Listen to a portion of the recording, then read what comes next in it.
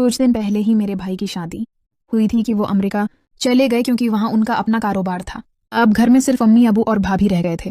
मेरी भाभी जवान और खूबसूरत थीं। उन्हें देखकर मेरे दिल में एक अजीब सी कैफियत होती थी।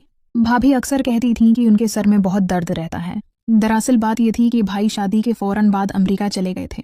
एक नई दुल्हन के लिए शहर के बगैर वक्त गुजारना बहुत मुश्किल होता है और ओमी की उम्र भी ज्यादा हो चुकी थी।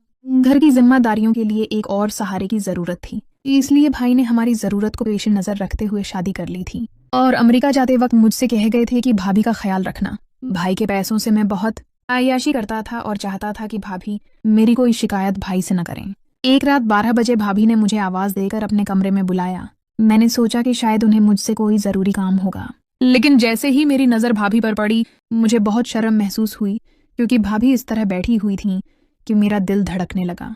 मैं घबराकर मुंह फेर लिया और कहा, भाभी कोई काम है, आपने मुझे बुलाया है। आमतौर पर भाभी घर में दुपट्टा पहनकर रहती थीं, लेकिन आज वो बगैर दुपट्टे के थीं। मैं हैरान रह गया। मेरी आवाज सुनकर भाभी ने कहा, अंदर आ जाओ, मुझे तुमसे जरूरी बात करनी है। वो बस्तर पर इस तरह लेटी हुई थीं कि मेरी निगाहें एक ही जगह टक गईं। भाभी ने मेरी तरफ देखा और कहा, शर्मा उमत, मैं तुम्हारी भाभी हूं। फिर एक तरफ मना करके बोले, इस घर में तुम ही मेरा सहारा हो, हर काम तुम ही करते हो।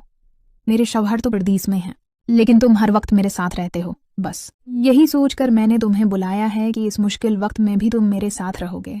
भाभी की बात सुनकर मैं समझ नहीं पाया। उन्होंने मुझे आजमाइश में डाल दिया था। मैं सोच में पड़ गया।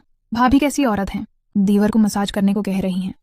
क्या उन्हें शर्म नहीं आती? ये मुनासिब बात नहीं थी कि मैं भाभी का मसाज करूं। एक औरत का मर्द से मसाज करवाना, वो भी अपने दीवर से। अगर कोई और होता तो मैं साफ इनकार कर देता, लेकिन मैं इस वक्त भाई के पैसों पर पल रहा था, इसलिए भाभी के सामने जबान खोलने की हिम्मत नहीं थी। भाभी ने इशारे से तेल की बोतल दी और कहने लगे, ये बहुत अच्छा तेल है। फिर मुझे लगा कि शायद वाकई भाभी के सर में दर्द है। मैंने तेल की बोतल उठाई और बस्तर पर उनके पास बैठकर आहिस्ता आहिस्ता सर पर तेल लगाकर मसाज करने लगा। मैंने अपनी नजरें झुकाकर रखी थीं और अपने आप को कंट्रोल में रखा हुआ था, लेकिन मैं भी एक जवान लड़का था। कितनी देर तक अपने आप को रोक सकता था? जैसे जैसे मैं तेल लगा रहा था, भाभी की आंखें निकल रही थीं जिन्हें सुकून मिल रहा था। भाभी ने दोबारा मेरी तरफ नहीं देखा और मैंने भी अपनी नजर उनके चेहरे पर नहीं डाली। भाभी की आवाज पूरे कमरे में गूंज रही थी। फिर भाभी को नींद आ गई और उन्होंने आवाज निकालना बंद कर दिया। मैं उठकर उनके कमरे से बाहर आ गया, लेकिन मेरा दिल अभी से तड़प रहा था। भाभी की आवाज वाकई कमाल की थी।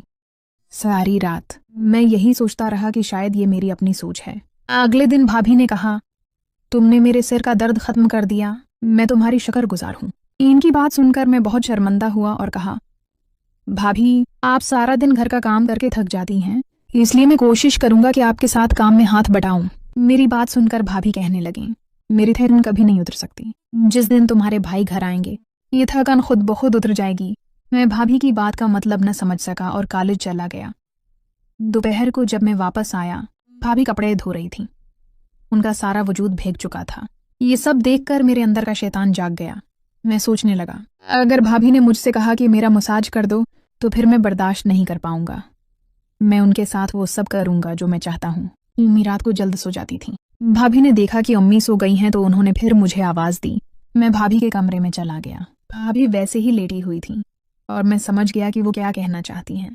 मैंने तेल की बोतल उठाई और उनके पास चला गया, लेकिन इस बार भाभी ने मेरा हाथ पकड़ लिया। मैंने घबरा कर कहा, आप ये क्या कर रही हैं?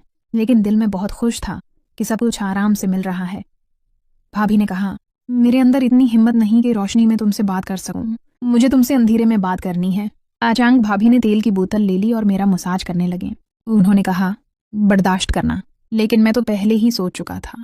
रात के अंधेरे में भाभी के हाथों ने मेरे जिस्म को छुआ तो मैंने खुद को बिल्कुल बेबस महसूस किया। इनकी अंगलियां मेरे कंधों पर घूम रही थीं और हर छूने के साथ मेरा दिल तेजी से धड़कने लगा। मैंने कोशिश की कि अपने जज्बात पर काबू रखूं, लेकिन भाभी का क़ुर्ब और अंधेरे की प्रासरारियत मुझे अपनी तरफ खींच रही थी। भाभी, ये, मैंने घबराहट में कहना चाहा, लेकिन मेरी आवाज दम तोड़ गई। चुप रहो, उन्होंने मेरे कान के करीब होंठ लाकर कहा, तुम जानते हो कि मैं क्या चाहती हूँ। मैंने कभी नहीं सोचा था कि भाभी के दिल में भी ऐसे जज्बात हो सकते हैं। शायद तन्हाई, शायद भाई की गैर मौजूदगी, या फिर मेरी तरफ से दी गई तोजह ने उन्हें मुझसे करीब कर दिया था। जो भी था, मैं अपने आप को रोक नहीं पाया।